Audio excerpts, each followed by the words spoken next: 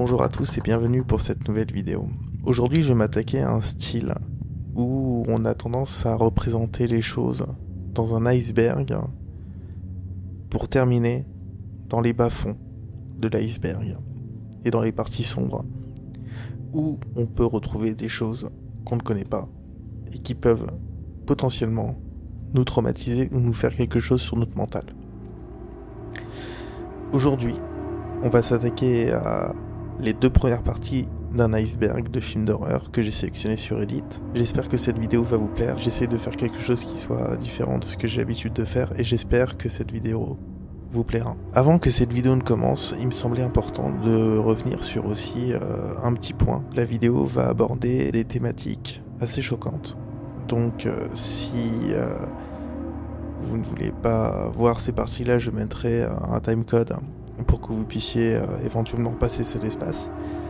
Mais voilà, tout ça pour vous dire que même si on n'aborde pas le sujet de la pornographie en lui-même, il y aura potentiellement des scènes de viol dans les films qui seront cités. Surtout sur les Rape and Revenge. Donc de toute façon, ça c'est un style aussi dont nous allons parler dans l'iceberg. C'est parti, allons à la surface. On peut très vite remarquer dans la première partie de l'iceberg, il y a beaucoup de films qui font partie de la nouvelle génération, mais aussi des films de la génération Y, comme si chaque style de film avait évoqué quelque chose de nouveau chez le spectateur. Par exemple, on va parler rapidement, mais on va pas s'étaler sur le projet Blair Witch, qui à l'époque révolutionnait le found footage, alors qu'il avait clairement pas été inventé par le projet Blair Witch. Il faut savoir que le premier film à avoir utilisé la technique du found footage est un film datant des années 50 appelé Le Traité de bave et d'éternité, film qui fut notamment scandale au Festival de Cannes en 1951 et qui a reçu le prix des spectateurs d'avant-garde. Académique qu'on appelle Hollywood, l'URSS ou l'Italie. Tous les imbéciles du monde, unissez-vous.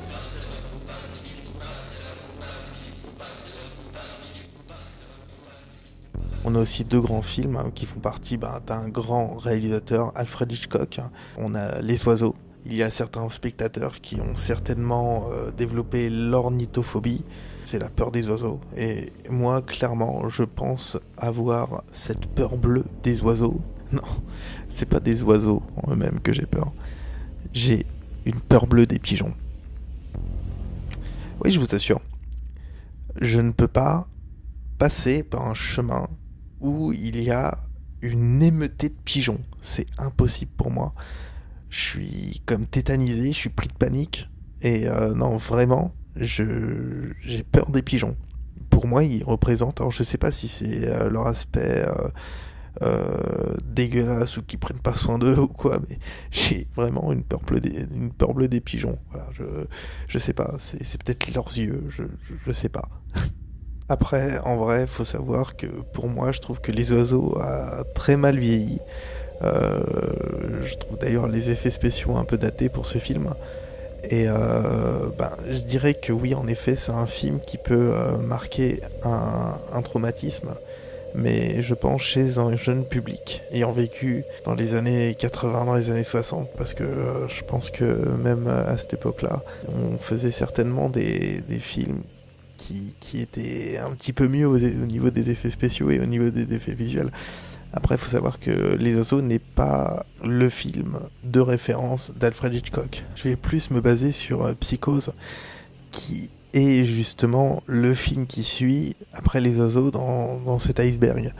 Psychose m'a plus terrorisé dans le sens où je sais pas si c'est la musique de Bernard Herrmann qui m'a totalement glacé le sang ou si c'est la folie pure et dure du personnage de Norman Bates. Je ne sais absolument pas. Qu'est-ce qui m'a le plus terrifié dans ce film? Même à l'idée de me dire que le personnage, alors j'ai plus son prénom en tête, mais c'est l'une des premières personnages qu'on va suivre et qui va finir par mourir au bout de 45 minutes de film. Et oui, en revoyant ce film aujourd'hui, j'ai une part de frustration en moi, mais qui me dit, mais pourquoi ça n'a pas été la personnage principal? Parce que ce n'est pas elle, le personnage principal. C'est Norman Bates et sa mère. Voilà. C'est ce qui va autour n'est qu'une alimentation de la folie de sa psychologie, en fait, au mec.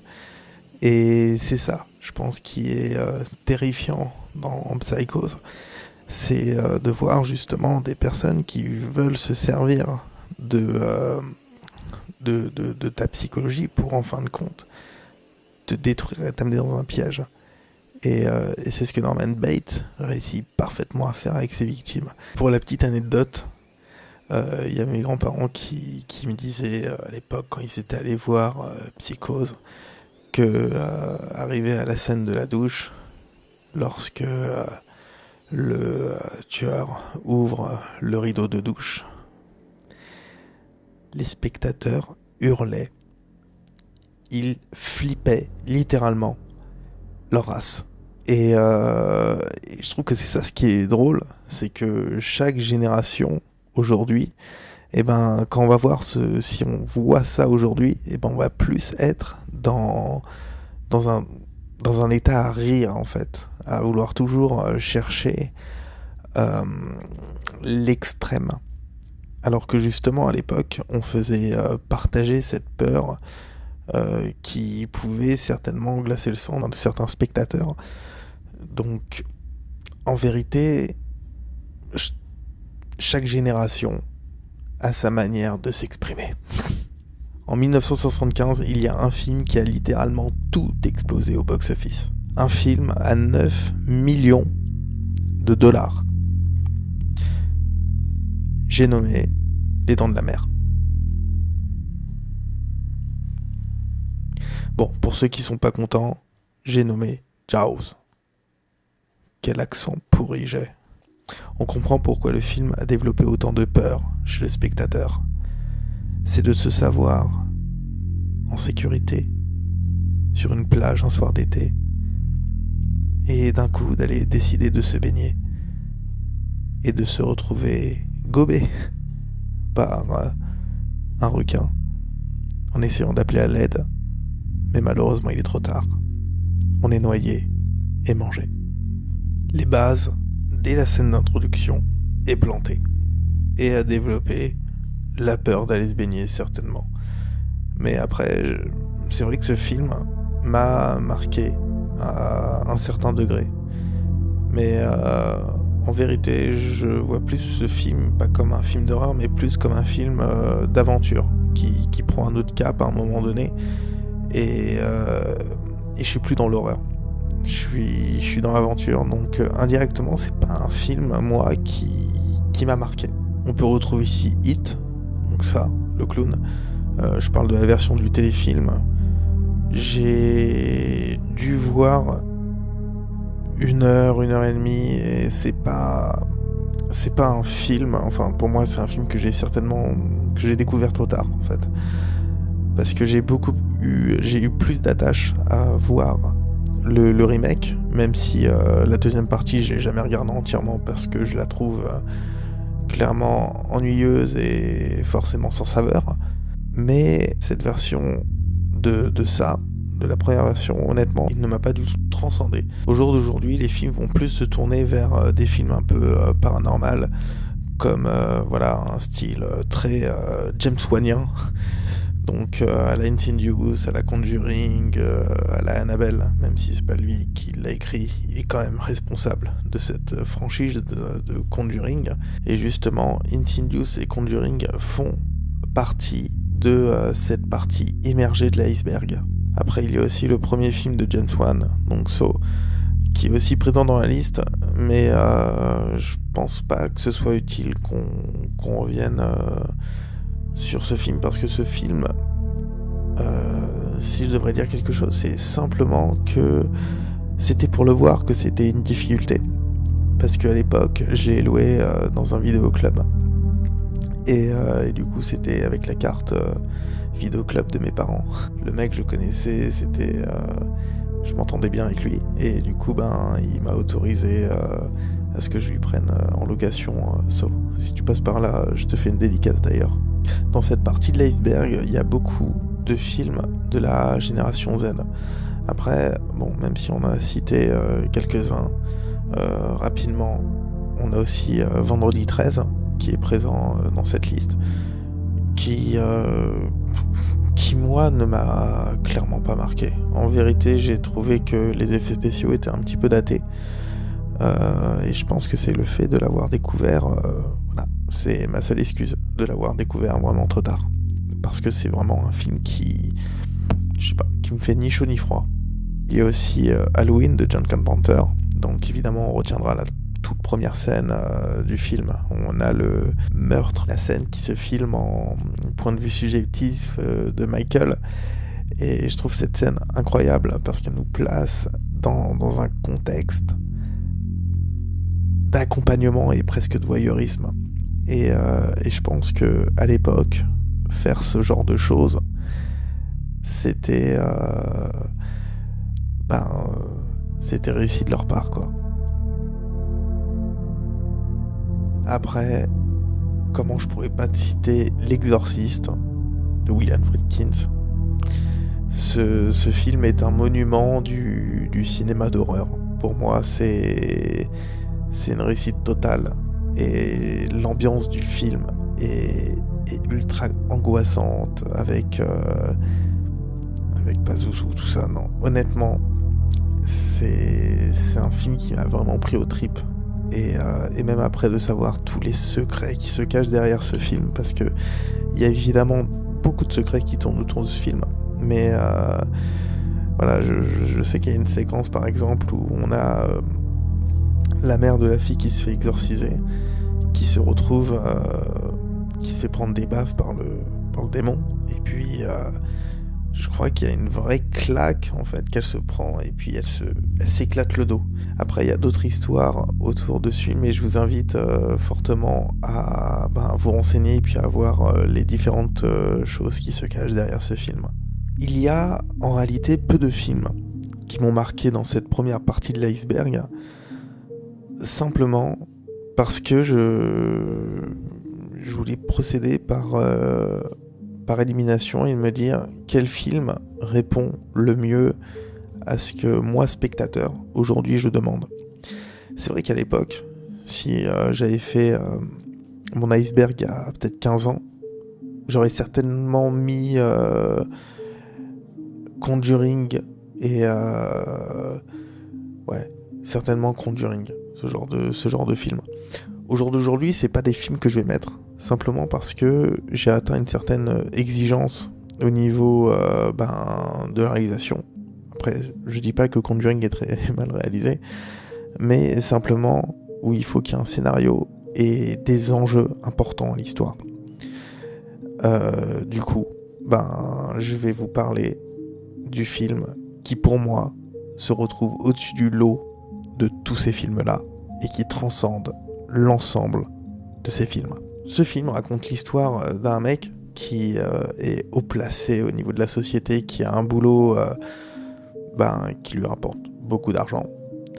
Et le jour de son anniversaire, son frère veut lui faire une surprise. Et du coup, c'est un jeu de piste qui lui offre. Déjà, il lui passe une carte de visite. Et puis il dit, il faut absolument que tu appelles ce numéro. Et par la suite, le personnage va avoir énormément de rebondissements au cours de sa quête, si on peut dire ça comme ça. Et si le film m'a autant traumatisé, c'est pour ça.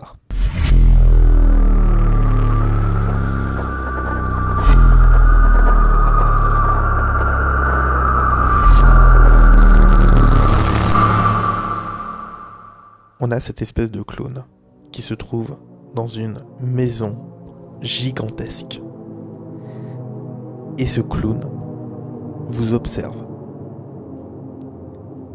Vous allumez la télévision et vous voyez votre image sur la télévision.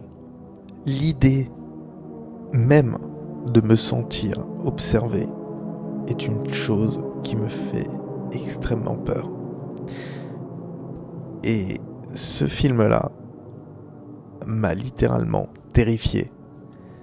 Même si je sais que je l'ai découvert pas...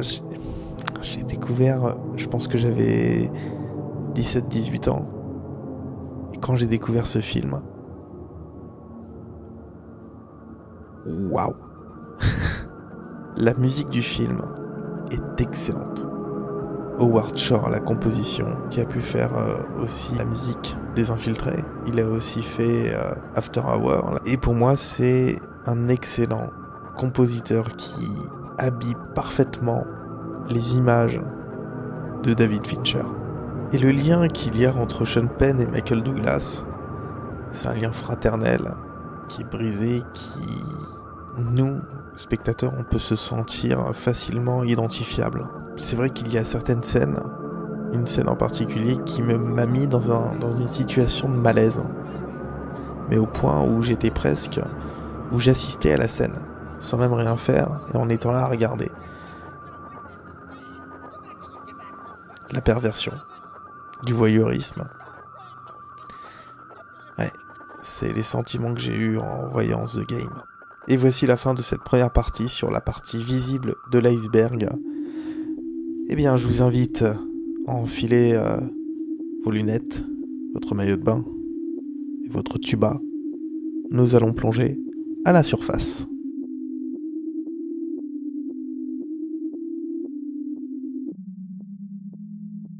Pour cette liste, il va y avoir énormément de films qui m'ont marqué, que ce soit sur la réalisation ou que ce soit sur le mental.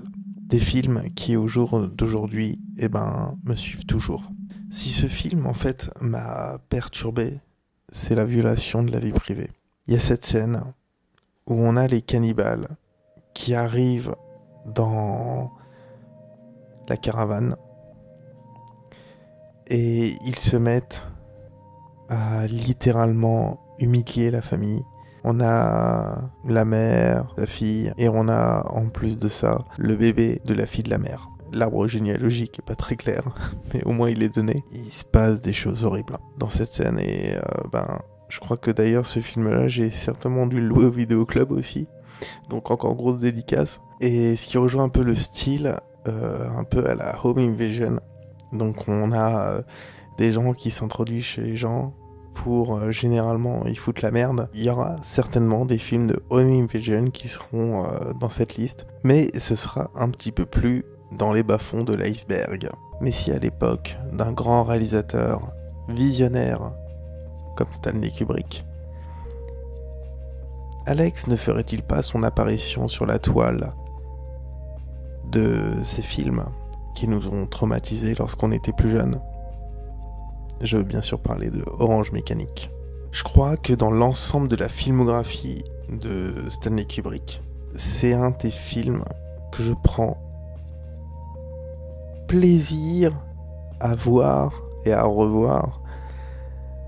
Non pas que j'adhère à toute la violence qui en découle dans ce film, mais je sais pas, je suis pris par le visuel, je suis pris par la musique, tout m'envoûte dans ce film. Cette partie où on a Alex qui déambule dans les divers petits magasins et qu'on a la caméra qui le suit en travelling, je trouve ça magnifique. Et la composition, la lumière, tout est parfait. Et même dans les scènes les plus dures à voir visuellement pour nous spectateurs, c'est notamment la scène où ils vont demander de l'aide à une famille. Alex est un adolescent qui va semer le chaos et la zizanie avec ses 4 droguises dans un futur plus ou moins proche du nôtre. Alex va se faire arrêter par la police et il va subir une sorte d'expérimentation contre la violence, contre tout ce qui est le déni de quelque chose de mal. Ils vont en faire un saint. Anthony Burgess rédige un roman d'anticipation sur la violence et le cynisme de la jeunesse dans une société future. D'après l'écrivain lui-même, le titre provient d'une vieille expression de la classe ouvrière populaire. His eyes clear as a clock orange. Il est bizarre comme une orange mécanique. Expression pour désigner quelqu'un de bizarre ou proche de la folie. Alex est interprété par Malcolm McDowell, un jeune acteur anglais de 27 ans qui est en pleine révolution baba cool. Il disait vouloir changer le monde, évidemment sans fusil, mais en manifestant. Nous étions naïfs, affirme-t-il, et Kubrick lui a fait une cure pour lui enlever tout l'ensemble de sa naïveté. Ok. Et par rapport à la popularité que avait Stanley Kubrick au sein de ses acteurs, à les malmener, à les maltraiter pendant les tournages, Malcolm McDowell en détient un souvenir plutôt mitigé. D'ailleurs, pendant le tournage, Stanley Kubrick passait la 9e symphonie de Beethoven en boucle sur le tournage. Ouais, ça devait pas être facile tous les jours avec Kubrick, hein. Et quand le film arrive en salle, évidemment, le scandale éclate. Parce que le film est ultra violent. Pas comme un film d'action, mais comme quelque chose de plus subtil, de beaucoup plus pernicieux. C'est du Kubrick, c'est du scandale.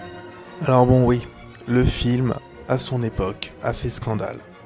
Et si des gens ont reproduit des atrocités en se basant sur les faits d'Orange Mécanique, et que la société, justement, juge Orange Mécanique en étant « oui, c'est ultra violent, etc. » Mais est-ce que la politique ne devrait pas plus se tourner sur le message que ce que Orange Mécanique a envie de nous faire transparaître? Est-ce que la politique se fera punir pour ça? Parce que c'est là toute la puissance d'Orange Mécanique.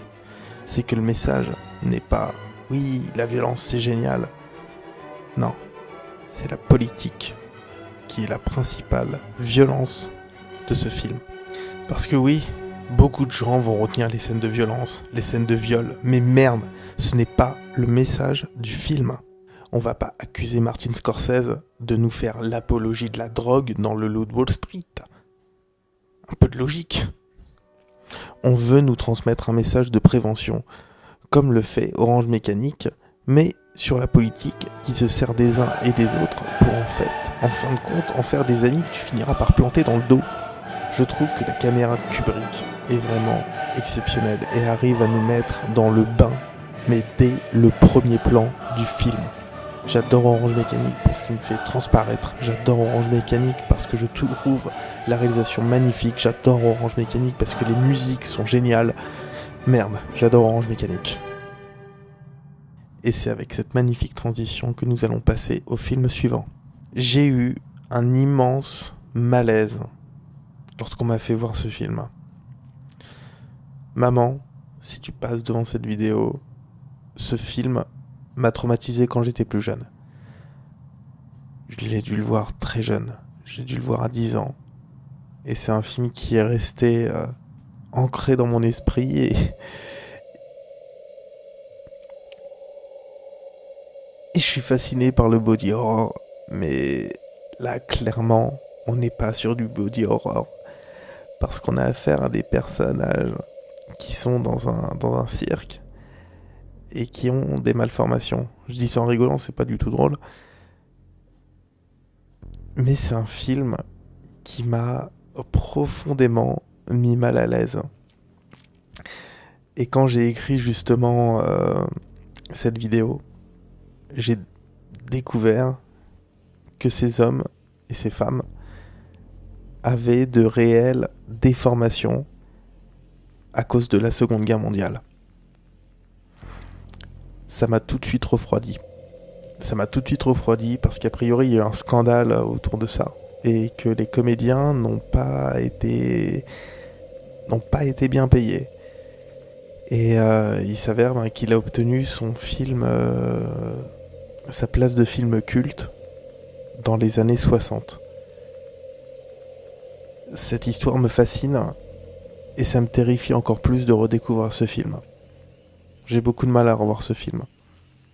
Il y a aussi notamment plusieurs films qui font hommage justement à Freaks, avec cette scène dans le Wall Street où ils sont tous autour de la table à gueuler We never saw one of us, we never... Et puis, voilà, petit clin d'œil à Freaks, et puis il y a d'autres films aussi qui ont parodié justement Freaks, et on a aussi quelques séries qui ont aussi parodié ce film. Et c'est des séries et des films que vous avez certainement dû voir sans forcément repérer la référence. Donc voilà, c'est cadeau. Ici, pour ce film, Ari Aster ne se cacherait pas derrière la caméra. Bon, il n'y a pas beaucoup de films. Il y a Hérédité, Midsommar. Les deux sont dans la liste. Et celui qui m'a le plus traumatisé, c'est... Ce film a été clairement un cauchemar. Il m'a fallu 3 visionnages pour que je voie ce film en entier. Ce film me tétanise de peur. Même l'idée de voir la version longue de ce film me terrifie. J'ai très envie de le faire, mais ça me terrifie. En gros, pour vous faire le résumé du film, pour ceux qui ne connaîtraient pas Midsommar, c'est une bande d'amis qui décident d'aller dans un endroit paumé pour se rendre dans une secte avec des sectaires qui font des sacrifices dans le plus grand des calmes parce qu'ils sont situés en pleine campagne. Et tu te retrouves prisonnier, sans forcément de porte de sortie. Ce film m'a glacé le sang. Je vous le dis, ce film m'a vraiment glacé le sang. Et malgré la beauté visuelle de ce film, dès le premier plan, on est transposé dans une maquette. Notre œil n'est pas habitué à voir ce genre d'image. Et c'est très étrange la sensation que j'ai eue parce que je me sentais minuscule face à mon écran qui était plus grand que moi. Et ce qui apporte extrêmement au niveau de l'ambiance du film, c'est sa musique atmosphérique et terrifiante à souhait, qui parfois arrive à prendre un léger ton, genre de petit film de fantasy, alors que t'es en train de voir littéralement des gens se faire éclater le visage à coups de maillet. Et ça, c'est ressenti, évidemment, c'est montré. Mais on assiste à des suicides aussi. Des rituels qui sont très durs à voir. Et c'est vraiment ça qui m'a dérangé, parce que on est dans une ambiance d'un film qui dure quand même, je crois, plus de 2h30. Et l'ambiance du film est pesante. Et elle m'a vraiment mis mal à l'aise. Et je crois que la première fois que j'avais vu le film, j'avais arrêté au bout d'une heure. Au bout d'une heure, j'en pouvais plus. Je crois que même au bout de 45 minutes. Mais c'est vraiment un des films qui m'a le plus terrifié. Alors il y a aussi des films qu'ils ont tirés de faits réels, comme par exemple Elephant, que j'ai revu ce soir pour l'occasion, en me disant mais qu'est-ce qu'il pouvait y avoir d'aussi choquant. Alors Elephant, c'est un film qui va retracer la tuerie qu'il y a eu à Columbine, et c'est un film très métaphorique. Il n'y a pas d'attache au niveau des personnages qui déambulent dans ces couloirs d'école, de lycée, et sans savoir ce qui va forcément se passer, et jusqu'à ce que ça arrive, et ben c'est le chaos. C'est le chaos, mais c'est littéralement le chaos. Après, si je pouvais y mettre une petite critique, même si j'ai pu faire la critique du film, évidemment il y a le lien qui s'affiche si vous voulez aller voir la vidéo. Puis d'ailleurs ce qui est dit dans la vidéo, même si la vidéo date un petit peu, et ben c'est toujours les mêmes propos que je tiens. Et ben pour moi le film commence au bout de 45 minutes. Il commence clairement au bout de 45 minutes. Je trouve que ce qui se passe avant n'est pas forcément intéressant en soi.